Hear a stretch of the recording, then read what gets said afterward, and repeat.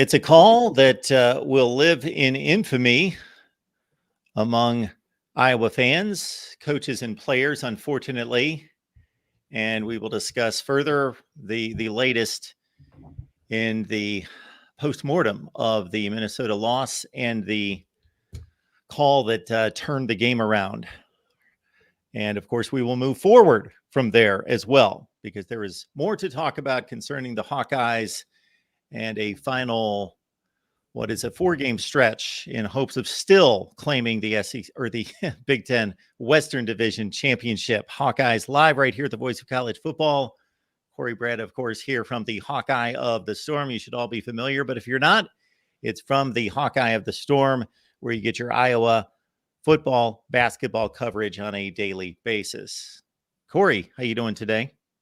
Doing good, Mark. It hasn't been on a daily basis since Saturday. I've published nothing on my channel. Sunday, Monday, or today.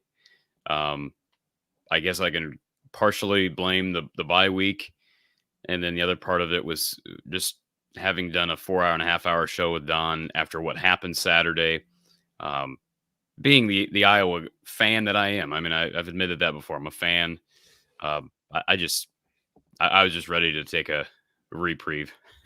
We're over halfway through the season and I needed a little break. So we'll get some content pumping out here this week. Plan on having a live show either weekend or Monday, somewhere in there, kind of launch into Northwestern week.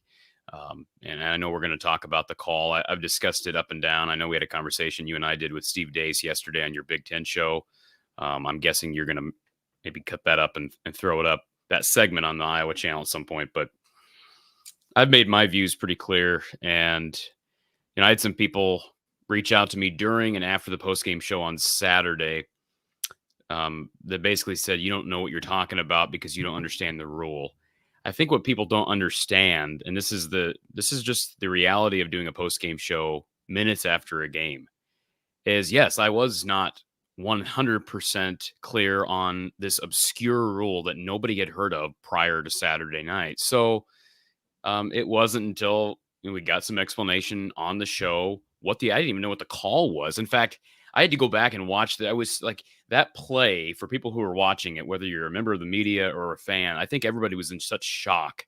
I had to go back and watch the play again to see what he actually did. Because I kept saying on the show, he did this. He never did this. He had one arm forward, had one arm making some sort of a motion, really down here, kind of at or below shoulder length. But anyways, so no, I wasn't clear on it at first.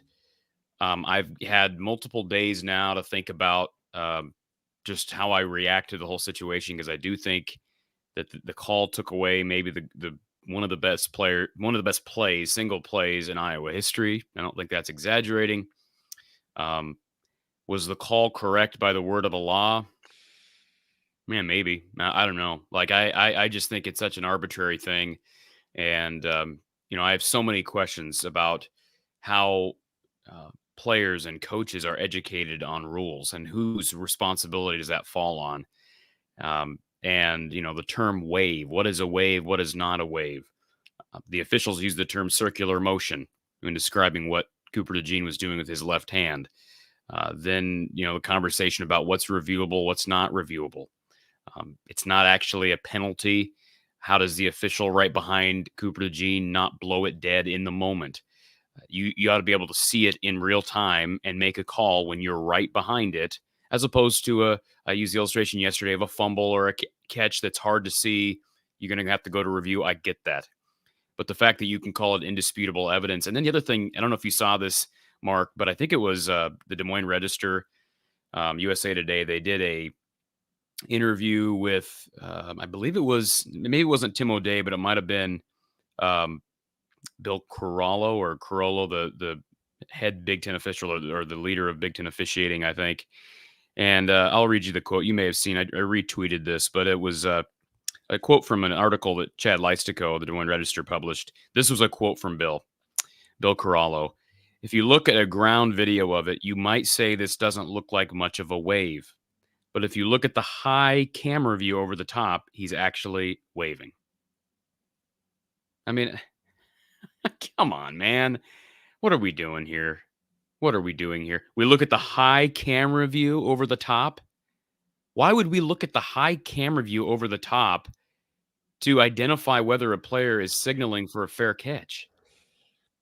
That's a stupid quote. And maybe that was just, maybe he shouldn't have said that. Maybe that was, it looked, I think it made the situation look worse. But ultimately, as I said to you before we started recording here, you got to move on.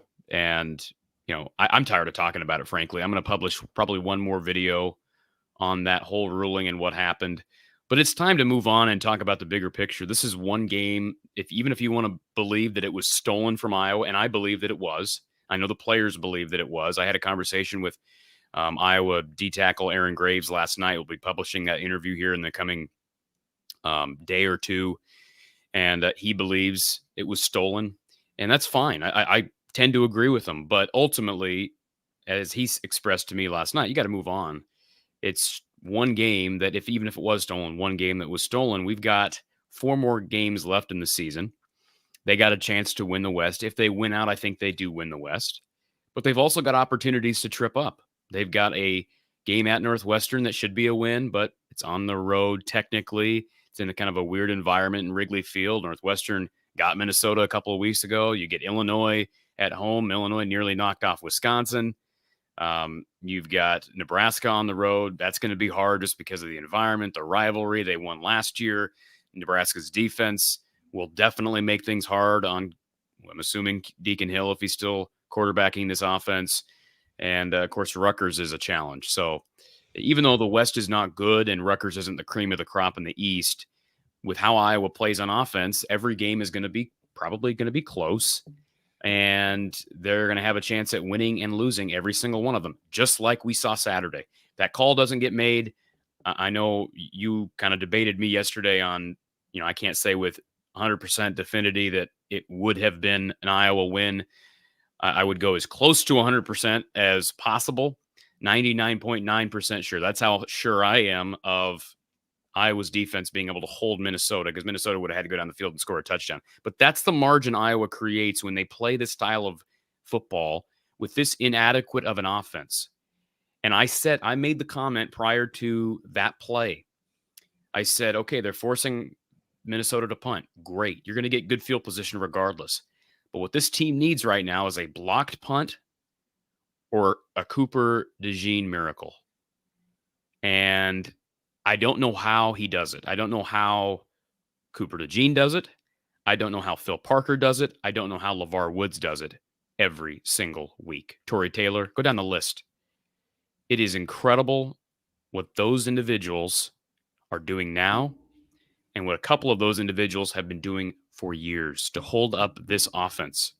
And Kirk deserves some credit, believe me. He's the head coach. I'm not saying he deserves zero credit for this. I hate when people say that Kirk has been riding the coattails of Phil Parker and LeVar. I think that's an ill-conceived and naive comment to make. I think there's a big part of winning close games that has direct correlation with head coaching and certainly responding to adversity. You made the mention to me yesterday, Mark, and I agree with you. If there's anybody that's going to lead their troops through an adverse moment like what we saw Saturday, it's Kirk Ferentz. And maybe it will turn into more than one loss. I hope it doesn't. But if there's anybody you trust to rally the troops and get past what we saw Saturday that became a national storyline, it's Kirk Ferentz. So it's incredible what those guys do. And at the same time, I'll say the same thing I said last year and the year before that and the year before that.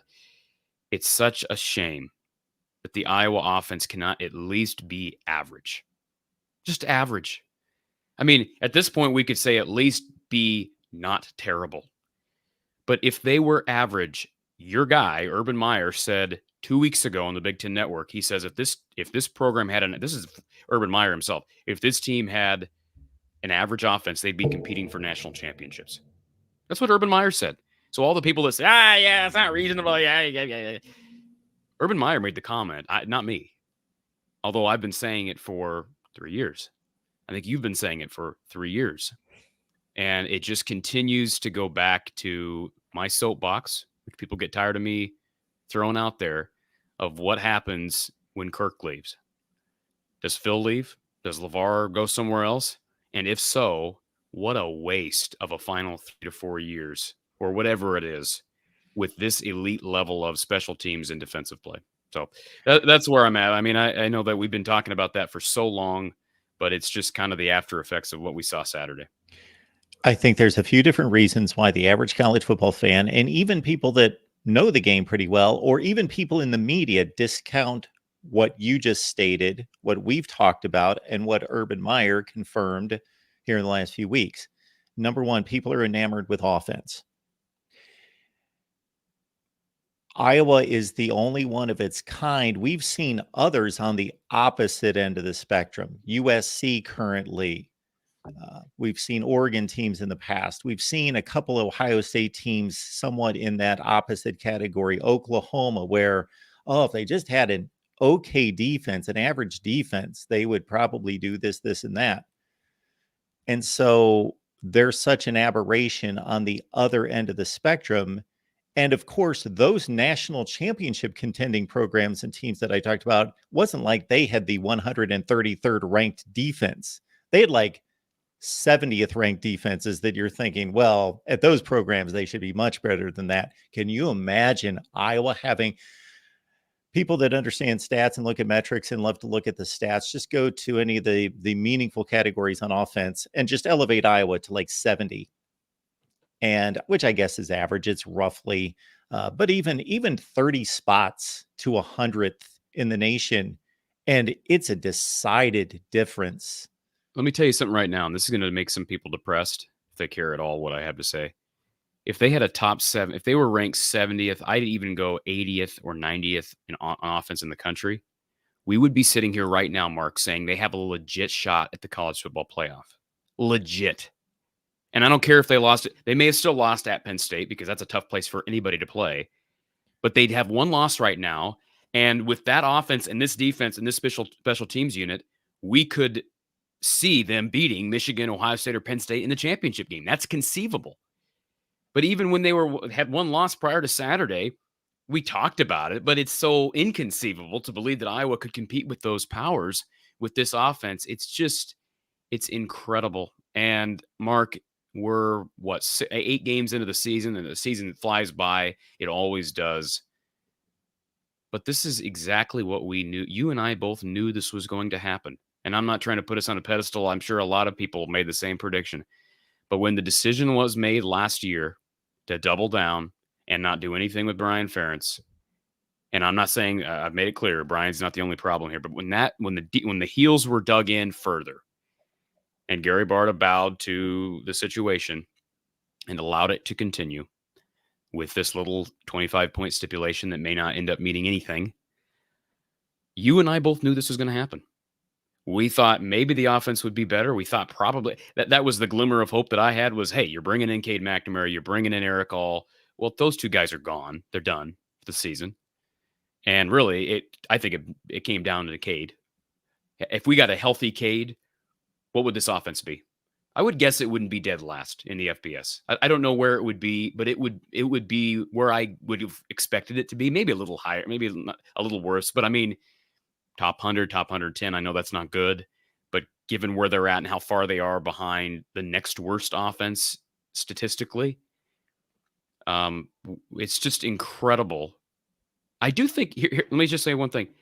I think it's sad. I heard today, was it Pat McAfee? Somebody sent me a clip from the Pat McAfee show. And for the record, I don't watch Pat McAfee. I have nothing against him. It's not really my style of content that I consume, but I understand he's huge and people love watching his show. I guess there's an Iowa fan on his panel, and I guess he went off today on Iowa and on Deacon Hill and on the call, but on Kirk and Brian and the quarterback situation. The comment was made, I didn't think it was possible we could get a quarterback worse than Spencer Petras, but we did. I think that's an unfair statement to make about Deacon Hill. I just do. Deacon Hill has been starting for 3 games. People forget how bad, and I'm not here to rip Spencer Petras, but go back and watch some of 2021 or 2022, how bad quarterback play was. Deacon Hill is no worse than Spencer Petras. If anything, he's a little bit tougher because he is bigger. All right. He's been taking a beating each and every week. Now, is he getting the job done? Of course not. Not even close. Do I think they ought to entertain the idea of auditioning a couple different quarterbacks on game day? Yes. I've been saying that for so long. But I'm not here to rip Deacon Hill. It's just he ain't getting it done. But again, piece after piece after piece we throw out there, Mark, and nothing works, and they all suck, or at least that's what people want to believe, that they're all just garbage players. What's the common denominator? That should be my mantra. I should make a design for my merch store. What's the common denominator? And then have a big picture of a certain person on the Iowa coaching staff. I mean, it's just incredible to me how people think on a micro level with all of this, even though it's stretched for, this is literally year 3. You could argue year 4 because quarterback play was really bad in 2020 as well. The difference is they ran the ball decently well in 20. So it's just incredible to me. Incredible. This is another research point that if we had the time to dive into it or had the staff to dive into it, I would love to compare the recruiting on the defensive side versus the recruiting on the offensive side. And let's even say that the better recruiting has been on the defensive side, but it's certainly not egregious to, No. First of all, they are not recruiting above all the teams that we would think of. They're not recruiting better than those teams defensively. And then they are not recruiting with Kent State, Eastern Michigan, East Carolina, Akron, Sam Houston State, who's playing its first year in the FBS. They're not recruiting at that level offensively. One disclaimer to add to your Cade McNamara portion in this is they have endured an inordinate amount of injuries on that side of the ball. They've lost 2 of the best tight ends, one of the best in the country. The other one, I would say, is right there in that category. One of the best in the Big Ten, certainly, in Eric All. Luke Lachey, obviously, the other. And the 2 running backs for a series of games early in the Big Ten schedule. So there is that. But other teams overcome those issues. At what point do we say, well, yeah, but this is the same thing we've had for 3 straight years? Oh, I agree. I'm just bringing that to light. Yeah, I mean, it is what it is. By the way, just want to bring this to light. You're talking about recruiting.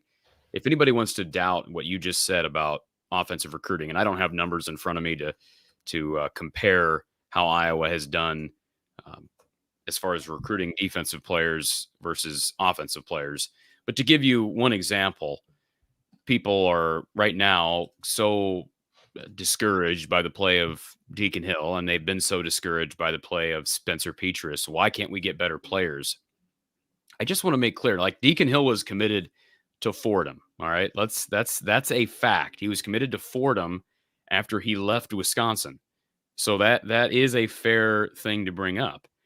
But Deacon Hill had offers out of high school from UCLA, from Wisconsin, from Kansas State. Spencer Petras had offers out of high school from Nebraska, from Cal, from Oregon State, from Syracuse, San Diego State. I mean, not necessarily powers, but Power 5 programs. It just seems odd to me that all these guys end up coming here and all of them suck. All of them aren't good. I mean, what? Alex Padilla, he's not playing at all at SMU. He had a decent offer. Let's get an offer from Georgia, and I know they throw a lot of offers out there.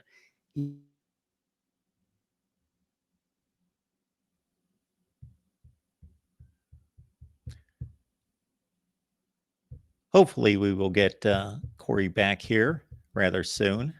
I don't know if he's seeing that he's having feed issues right now. Appreciate everyone being here at the Voice of College Football. This is what Corey and I do each and every Tuesday, get together to talk Iowa football with all of you, 4:30 Central Time. And, of course, join Corey each and every day from the Hawkeye of the Storm. Let's get to your comments and questions and wait for Corey to make it back. Yeah, the second half performance, especially by the Iowa offense, 3 for 15 after 3 for 15 for Deacon Hill in the second half for 20 yards after a decent first half. Yeah, we got you back, Corey. Mark, at what point do we just say, yeah, we don't recruit very well offensively? Yeah, we don't recruit great defensively. We don't recruit well. We need to recruit better, sure. But what a point do we just admit we don't know how to develop the quarterback position? We just don't. We don't know how to do that. We didn't do it well before with Ken O'Keefe. And you could argue that it was done decently well under Greg Davis. Heck, Jake Rudock and CJ Beathard, along with Cody Sokol, who had a pretty darn good career down at Louisiana Tech, those guys were part of the Greg Davis era. Say what you want about his offense. Those guys, you could argue, were developed at quarterback. What'd you do about the problem? You had Ken O'Keefe part of the staff. Quarterbacks were always said to kind of digress under him or regress. Then you brought Ken O'Keefe back, right? Brian has moved to OC. You bring O'Keefe back. And again, same story, like people aren't getting any better. Nate Stanley didn't get any better. I mean, there was a comment. Who was it that brought it up? I think it was during the postgame show. A fan brought this, reminded me of this. There was a comment made by somebody with the Minnesota Vikings when Nate Stanley got to Minnesota fresh out of college that indicated that Nate basically admitted that they never worked on fundamentals at Iowa, passing fundamentals, footwork, that kind of stuff. That's Nate Stanley saying that. A 3-year starter who was a pretty darn successful 3-year starter, but he never really got better. Some of his best numbers were put up in 2017. Yeah. He was okay in 18. He was okay in 19, but I wouldn't argue he was any better. Spencer Petras wasn't any better. And was he better in 22 than he was in 21 or 20? And I don't anticipate Deacon Hill will be any better in 2024 if he sticks around and plays than he is this year. So I just, at what point do we just admit we don't know what we're doing with quarterbacks? And that's why it's so ludicrous. We go back to the original, the thing that happened. What was it? I don't remember when it happened now. Year and a half ago, promoting Brian Ferentz to quarterbacks coach. It's like saying, we got a huge problem here. We're just going to complicate it. We're just going to make it a bigger problem. That's all it was. That's all it was. That problem didn't even come down to Brian prior to last year. You know, Mark, I went on this show and criticized Ken O'Keefe up and down because he was a QB's coach. Now you've put the guy who is already facing tons of scrutiny, Brian Ferentz, who's never played quarterback, was a center coming out of college and in the league, had never coached quarterbacks. You have him coaching quarterbacks. So what do? They bring in John Budmeyer this past year as a analyst, even though people have said that he's really the quarterback's coach. Well, he doesn't seem to be helping that much, although he's not been there long enough to maybe really tell on a grand scale. But it all comes back to the fact that Brian Ferentz was named the quarterback's coach when he's not really the quarterback's coach and he doesn't know how to coach quarterbacks is a huge problem. I don't know I don't know. I really anymore, Mark. I don't know what the biggest problem is with the offense. I don't. Well, with that position you just addressed, we're talking about a program that brings in through television as much revenue as the top, how many teams are in the Big Ten? Top 14 teams in the country. And that is only going to skyrocket next year. Therefore, I would think that there are excellent, exceptional, at the top of the industry quarterback coaches out there who would relish the challenge of going somewhere like that. And Kirk saying, hey, we need help, obviously, develop our quarterbacks. They're not interested. They are not. We had this discussion, what was it, a year and a half ago? And I won't drop the name. People have heard me talk about it, but you and I both know, based on results, one of the best quarterback coaches, I think, in college football was interested in the Iowa job when Ken O'Keefe walked away. Iowa told him no. They're not interested. They're not interested. I don't know what else to say. They're not interested. I can tell you that with 100% authority that a really big, really good name quarterbacks coach wanted the Iowa job, was interested in the Iowa job. Iowa didn't even interview him, told him, no, Brian's going to be our quarterbacks coach. That's a fact. So I get it. I get it when people say, I'm ready for this Kirk Ferentz era to be done. He's been here 24 years. I'm ready to move on. And I don't blame him. I don't blame them. But it's really hard to say that when your team is 6-1. It's very hard to say that. Very hard to have these conversations, Mark, because there will be the people that they just get volatilely angry at the fact that you're criticizing a team that's 6-1. In fact, there's probably people out there, Mark, who are angry that we're criticizing a team and a staff that's 6-2. They don't care about the numbers. They have been modeled. They have been formed like a potter shaping a piece of clay to align their thinking with the Kirk Ferentz philosophy. It is, we don't care about stats. We care about wins. Well, eventually those stats are going to translate into wins or into losses. And we saw that Saturday when you create a margin, even against a mediocre Minnesota team. When you create that thin of a margin, eventually it's going to bite you in the butt. And we didn't know if it would. We thought there was a possibility they get to 11-1 or 10-2. And they still might get to 10-2. And if we want to really live in la la land, let's bring up what I brought up to you yesterday on the Big Ten show. They went out and then destroy Ohio State in the Big Ten championship game, or destroy Penn State, or destroy Michigan in the Big Ten championship game.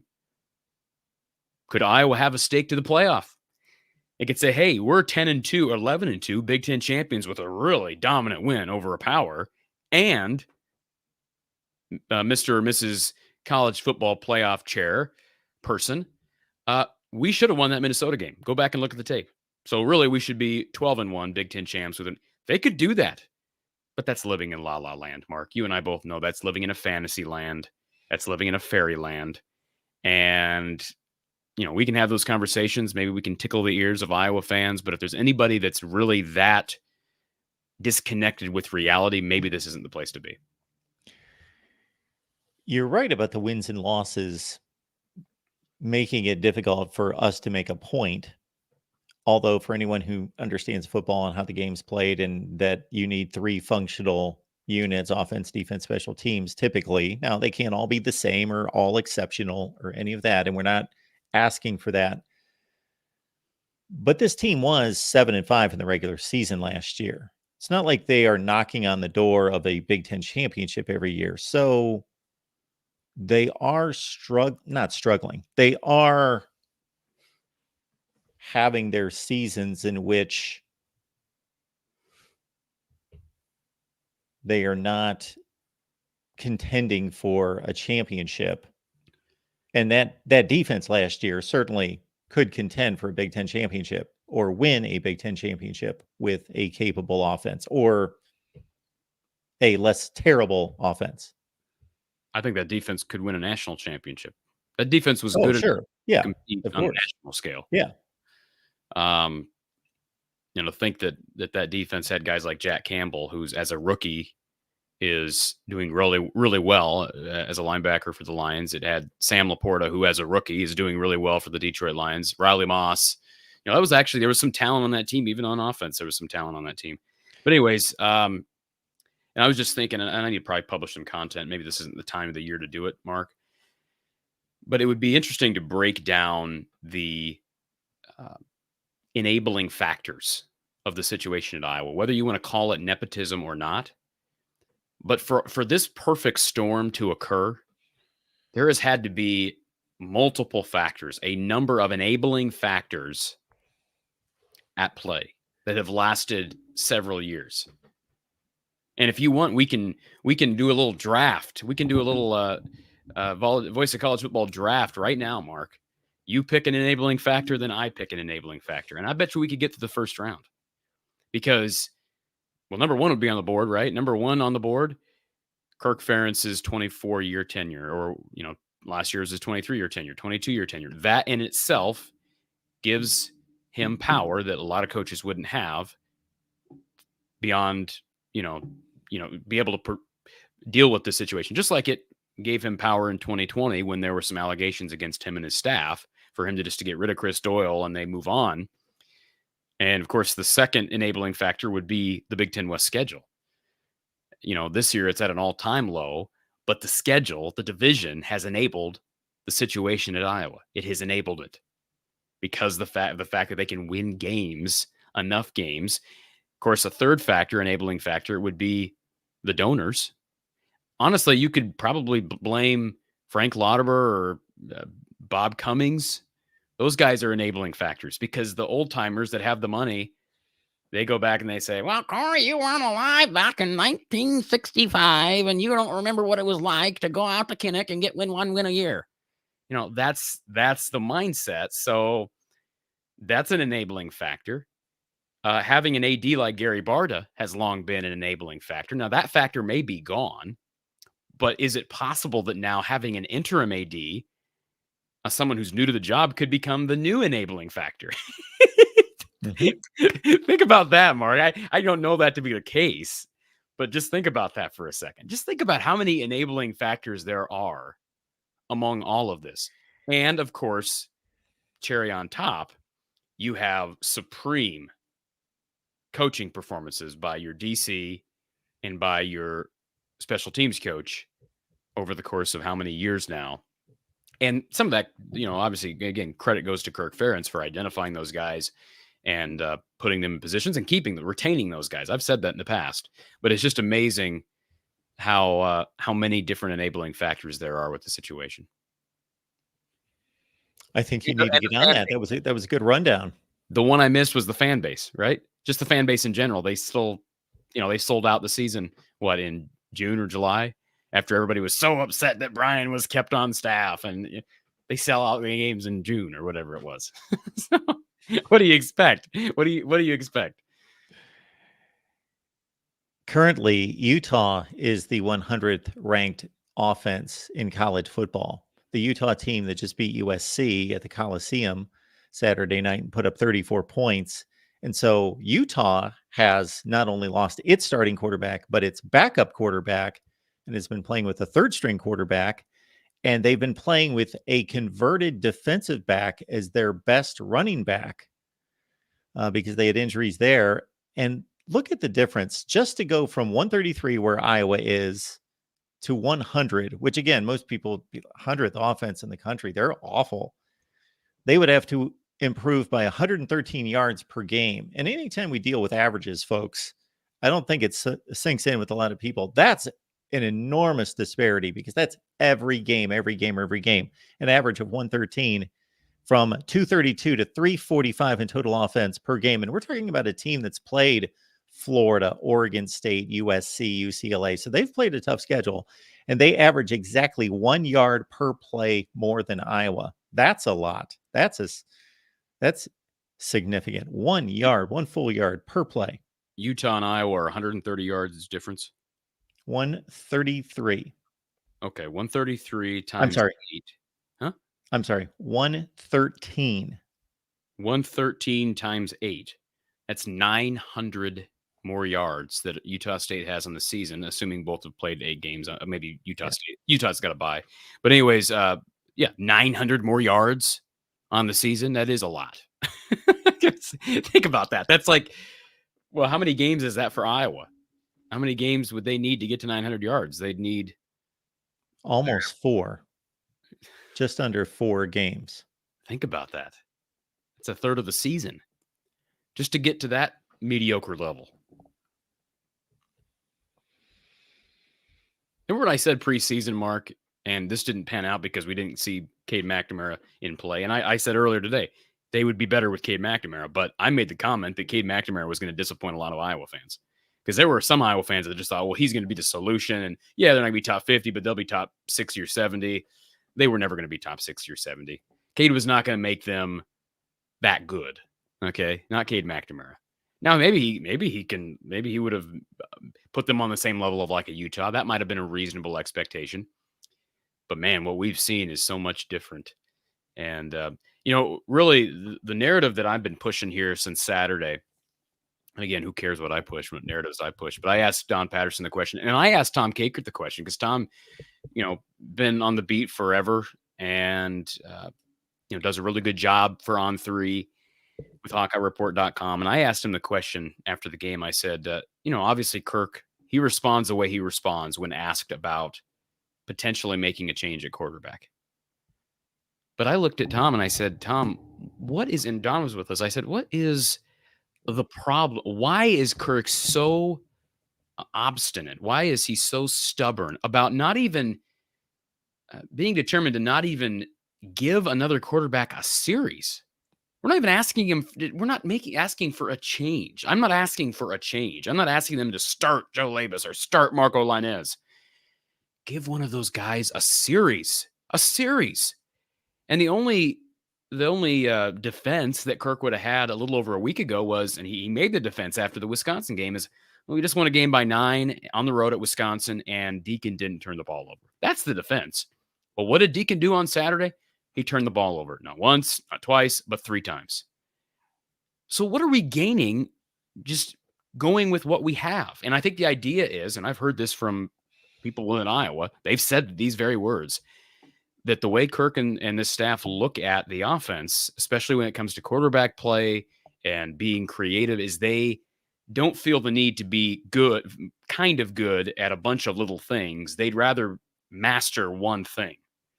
So they don't want to throw a bunch of quarterbacks out there because they'd rather just work at getting this quarterback and the way we play here proficient first.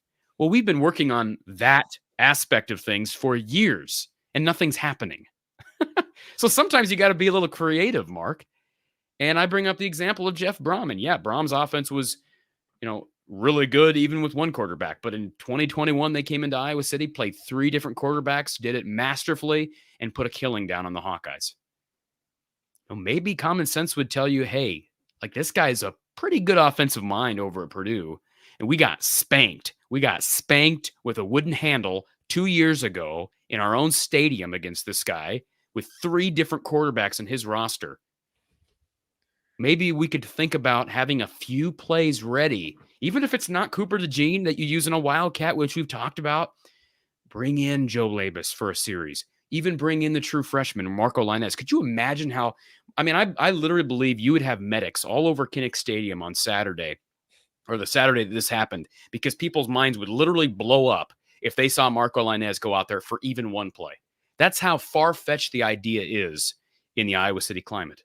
And yet with other programs, including Don Patterson's offenses of yesteryear, they played multiple quarterbacks. Hayden Fry, there were times where they played multiple quarterbacks because they wanted to see what each of them could do against equal competition.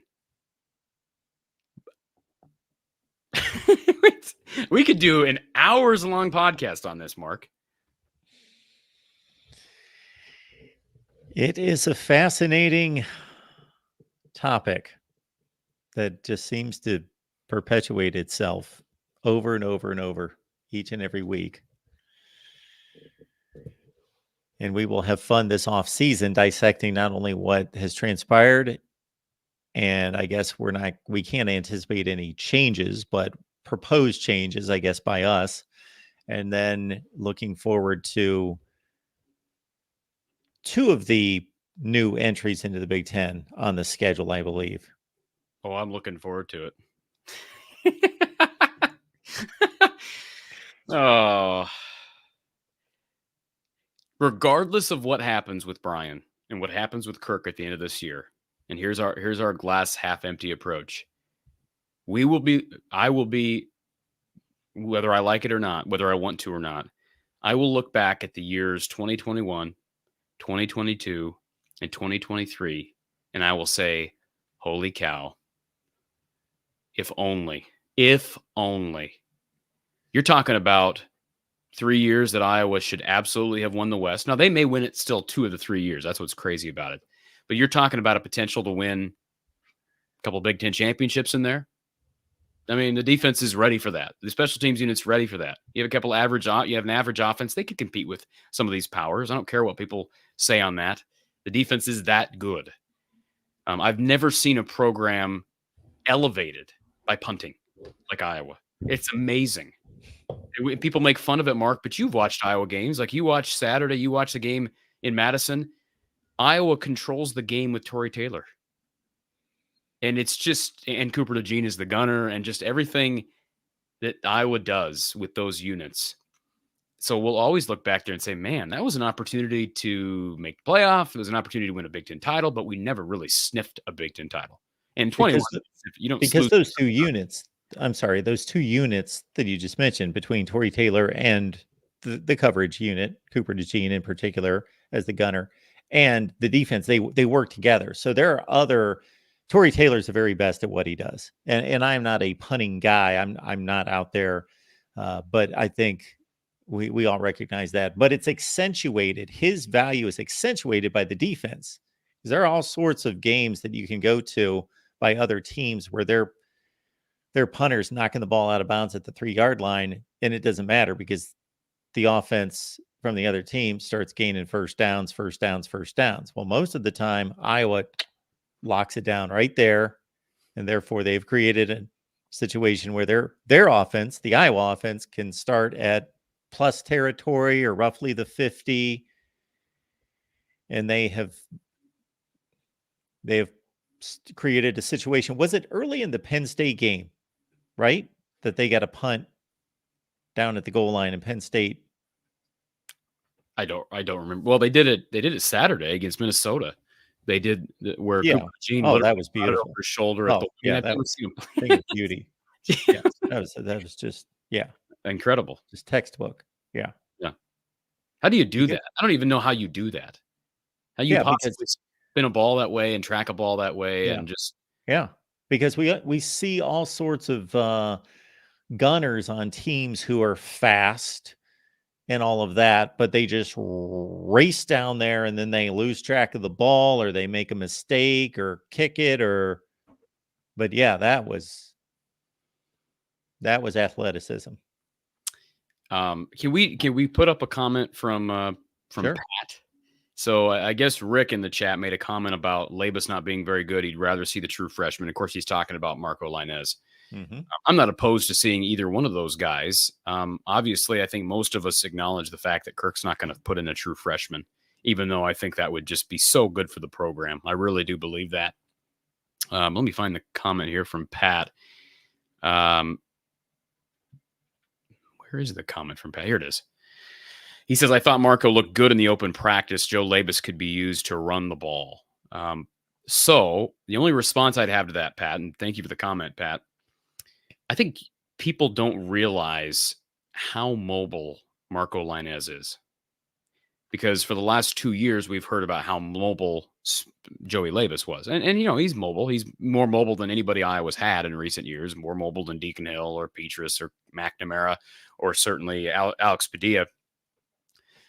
But I think Marco's more mobile than all those guys.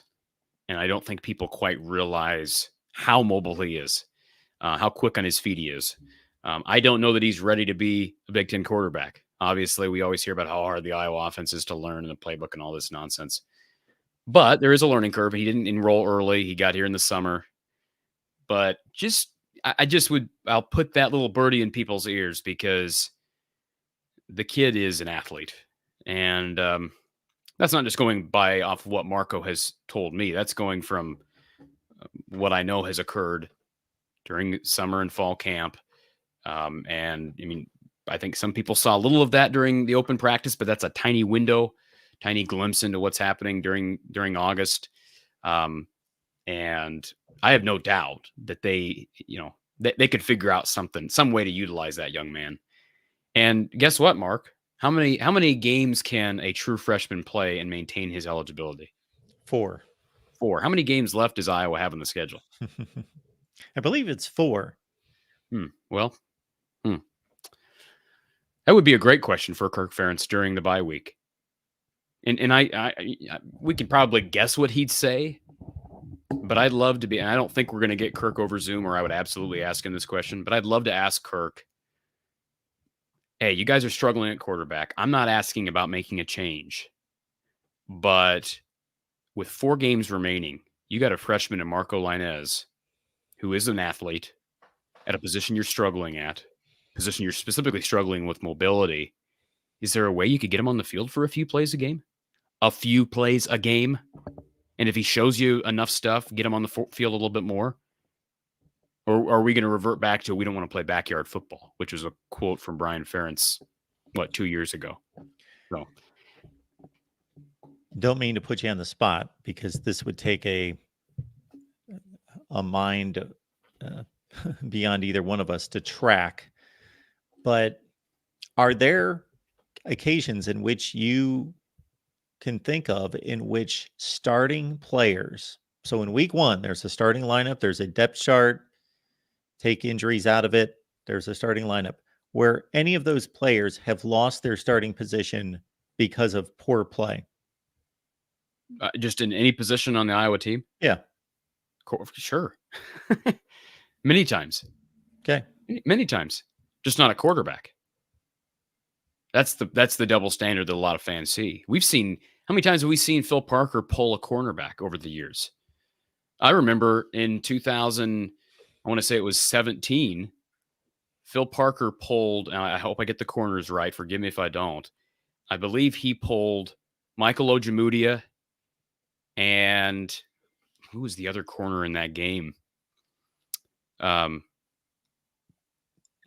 I don't remember. But he pulled two corners in that game. I think brought in freshman Matt Hankins, I think. But he pulled two cornerbacks. I believe he was on the same drive, the same Purdue drive, Mark. He just yanked him. All right, this ain't working. Get out. You're out there. And whoever it was, when I think it was Hankins, he's a freshman. Now, I know quarterback's different than cornerback. I get that. But that has happened. Yes, that's happened. It doesn't happen at quarterback. And they rotate guys in at the offensive line. I understand they've been a little bit more stable there this year, but as they've struggled over the last 3 to 4 years, they've had to rotate guys in. Guys don't play well. They put someone else in. And yet, those guys, at quarterback, doesn't seem like there's any emphasis on in-game performance. Now, Kirk said after the game Saturday that they weigh both in-game performance with practice. But it clearly, to the average fan, it appears that they put almost all the emphasis on what they see in practice. At least that's we're basing that on what they say is happening in practice. Apparently, Joe Labus and Marco Lainez show themselves. I don't know that Ferentz would say anything about Lainez from a practice standpoint because he just got there. He would probably revert back to he just got here. He doesn't know the playbook, etc. That's why I said 1 or 2 plays. Get a couple of plays for him ready prior to Northwestern. But it is a bit of a double standard. And frankly, we've seen running backs fumble the ball and get pulled over the years. So, we saw, honestly, I thought we saw LaShawn Williams in a bit of a doghouse. Think about how well LaShawn Williams has played over the last month, Mark. He got, I believe, 1 carry against Iowa State. 1. He'd fumbled earlier in the year. So it's just amazing to me. It's a great point, and they just look at it in a totally different light. We talk Hawkeyes football with all of you here at the Voice of College Football every Tuesday with Corey. Catch him from the Hawkeye of the Storm, and then making him back here each and every Tuesday at 4:30 Central Time. And also keep in mind that if you want to hear the audio version of this conversation, this is recorded and posted from the Hawkeye of the Storm audio platforms. So any of your major audio platforms, you can listen to the audio version of this conversation each and every week. Mark, what would you do? I saw that comment from Ed in the chat. Cooper should play wide receiver in the NFL. And by the way, he's not going to do that. That would be one of the biggest shocks to me, given what he brings at defensive back. But could you imagine he gets drafted by someone and ends up being some great receiver in the NFL? Could you imagine what that would make Iowa look like? It wouldn't reflect badly on Phil Parker and on the defense, but with all the struggles they have on offense, it's sort of odd that Parker Hesse, Mark, remember Parker Hesse, former defensive end at Iowa? Yeah. He's playing tight end for the Falcons. That's right. That's a kind of an odd storyline. The fact that it is a little bit different, but that's sort of an odd storyline. Wonder if there's been any thought given to, well, I know that you've given this thought because you, I believe, have tossed it out here and then probably had a little bit further of a conversation with Don Patterson about Cooper DeJean coming in on offense and getting him the ball out in space. Oh, we've talked about that. Yes. If you're struggling that much on offense, get the best athlete on your roster You don't need to wear him down. They've asked that question's been asked, and the response has been, with all the snaps he plays on defense, with all the snaps he plays on special teams, we don't want to give him any more of a workload. He has said publicly that he'd be willing to play offense. He has said that publicly. And I know that those conversations were had behind closed doors during the offseason leading up to the bowl game against Kentucky. And yet, Iowa sent out Sam Laporta toward the end of the Music City Bowl and ran him as a Wildcat quarterback. And by the way, he was fresh off of a leg injury when they did that. That was his final game as a Hawkeye. He ended up getting drafted by the Lions. They ran him as a Wildcat quarterback. Let me remind you something too, Mark. Cooper DeJean was a quarterback in high school. So, go back to 2020 for a second when they ran that Wildcat stuff that actually worked here and there because the offensive line played well in 2020 and they had good production with guys like Mekhi Sargent and Tyler Goodson, Smith Marset and Tyrone Tracy and these guys. But they actually played some Wildcat. Now they have a guy who's a former quarterback, the best athlete on the team, one of, if not the best athletes in the Big Ten. No, obviously not going to challenge him against Marvin Harrison Jr., a couple other great athletes in this conference, but he's really, really good. Sure. Really, really athletic. Guy who has a background as a passer back in high school. They were running Wildcat with a guy in Tyler Goodson who was a true running back. Imagine running some Wildcat with a guy who is a threat to throw. Or if you run him out wide and he's a threat on a double pass. And there's just so much you could do if you had a creative mind and a creative approach to offense. But they don't. They don't. I would play him something in the range of 5 to 8 plays per game, not give him too much to do either physically or to grasp in the playbook. Just say, this is where we're going to put you generally, maybe in the 2 slot positions. We'll eventually get you there. Maybe we may line you up in the backfield and then put you in motion to the slot to make people see how the defense reacts and just do some things to see how the defense alignment reacts. And toss him the football in space. Yeah. I've brought up back in 2016 when Iowa's offense was struggling under Greg Davis, not to this point, but they were struggling. And, people wanted to see Desmond King on offense. And Desmond King was not the athlete that Cooper DeJean is. He's a good athlete, no doubt about it. And he was a good punt returner, kick returner. And Iowa never did anything then. So I don't have any expectation that they'll do it now, with being even more reliant on the defense and Cooper DeJean. Another topic that we will certainly dive into, and it will become known in the offseason, is how many players will be lost off this defense. But this should, again, be a top-notch unit again next season, we would think. They'll be very good next year. And they're going to face 2 additional difficult offenses to face that they're unfamiliar with, and the offenses are unfamiliar with them as defenses. I would just love to see this team line up, and we saw them against Ohio State last year, so we saw what they could do against what was an elite offense. It's not this year in Columbus, but as we were looking at the offensive rankings nationally, it is a big defensive year in the Big Ten. The highest ranked offense in the Big Ten is Ohio State at 39 nationally. Michigan's not higher than that? They're at 47. Wow. I didn't realize that Ohio State had taken that big of a step back. Yeah, the offensive line has struggled until the last couple of weeks. They've had better weeks the last 2 against Penn State and Purdue, and the quarterback's coming along, but they've not been nearly as explosive as they used to be. But, they were top 2 or 3 offense every year for however many years. And Penn State's been really high in past years with Sean Clifford at quarterback. They've been a top 10 to 15 offense, and Maryland's been a top 30 offense, and Michigan.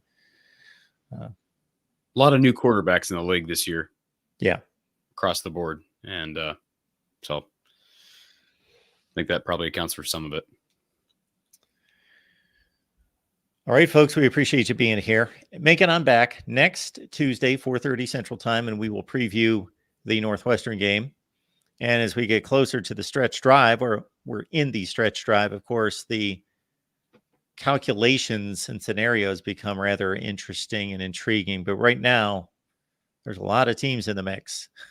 Wisconsin controls its own destiny with only one loss, but they are I believe, 15-point underdog at home against Ohio State on Saturday. But I'm not counting that one up for the Buckeyes quite yet. I think that there will be a test there, and I will not be surprised if